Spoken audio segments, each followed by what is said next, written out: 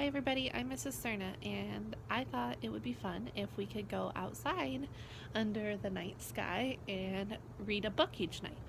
And so I am going to be reading you the Boxcar Children. It's one of my favorite books from when I was a kid, and I thought we could begin by reading chapter 1 tonight. So if you have the book at home, pull it out. You can follow along with me as I'm reading, and we can enjoy it together. Chapter 1 is called The 4 Hungry Children. One warm night, 4 children stood in front of a bakery. No one knew them. No one knew where they had come from. The baker's wife saw them first. As they stood looking in at the window of her store, the little boy was looking at the cakes. The big boy was looking at the loaves of bread, and the 2 girls were looking at the cookies. Now, the baker's wife did not like children. She did not like boys at all. So she came to the front of the bakery and listened, looking very cross. "The cake is good, Jessie," the little boy said. He was about 5 years old. "Yes, Benny," said the big girl, "but bread is better for you. Isn't it, Henry?" "Oh, yes," said Henry. "We must have some bread, and cake is not good for Benny and Violet." "I like bread best anyway," said Violet. She was about 10 years old, and she had pretty brown hair and brown eyes. "This is just like you, Violet," said Henry, smiling at her. "Let's go into the bakery. Maybe they will let us stay here for the night." "I want 3 loaves of bread, please," said Jessie. She smiled politely at the woman, but the woman did not smile back. She looked at Henry as he put his hand in his pocket for the money. She looked cross, but she sold him the bread anyway. Jessie was looking around too, and she saw a long red bench under each window of the bakery. The benches had flat red pillows on them. "Will you let us stay here for the night?" Jessie asked. "We could sleep on those benches, and tomorrow we would help you wash the dishes and do things for you." Now the woman liked this. She did not like to wash dishes very well. She would like to have a big boy to help her with her work. "Where are your father and mother?" she asked. "They are dead," said Henry. "We have a grandfather in Greenfield, but we don't like him," said Benny. Jessie put her hand over the little boy's mouth before he could say more. "Oh, Benny, keep still," she said. "Why don't you like your grandfather?" asked the woman.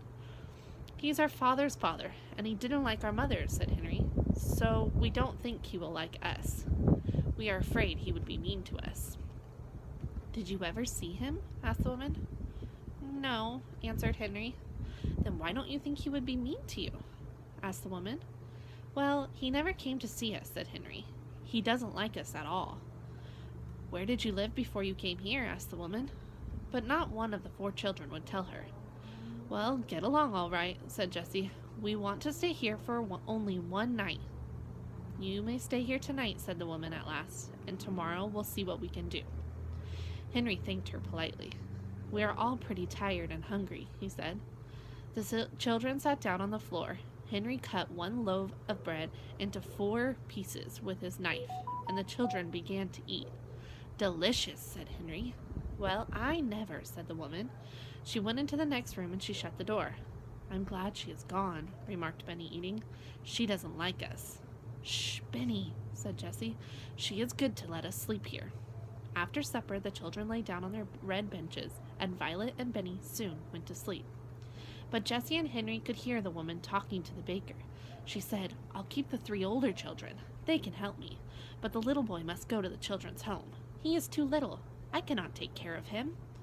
The baker answered, "Very well. Tomorrow I'll take the little boy to the children's home. We'll keep the others for a while, but we must make them tell us who their grandfather is." Jessie and Henry waited until the baker and his wife had gone to bed. Then they sat up in the dark. "Oh, Henry," whispered Jessie, "let's run away from here." "Yes, indeed," said Henry. "We'll never let Benny go to a children's home. Never, never. We must be far away by morning, or they will find us. But we must not leave any of our things here." Jessie sat still, thinking.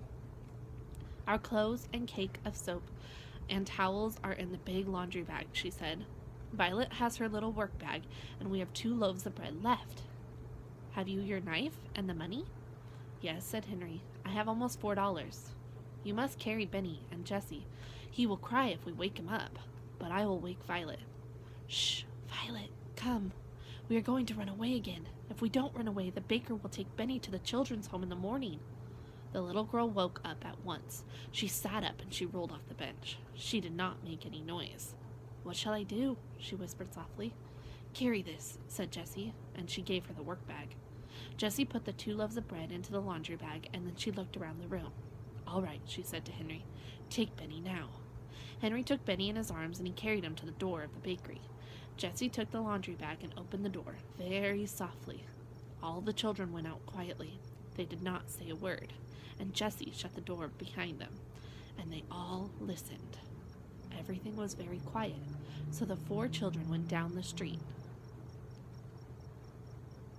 Alright, that's the end of chapter 1 for tonight. We'll go ahead and read in chapter 2 tomorrow, and you guys can continue to follow along. I hope you enjoy this book as much as I did when I was a kid. Good night, everybody.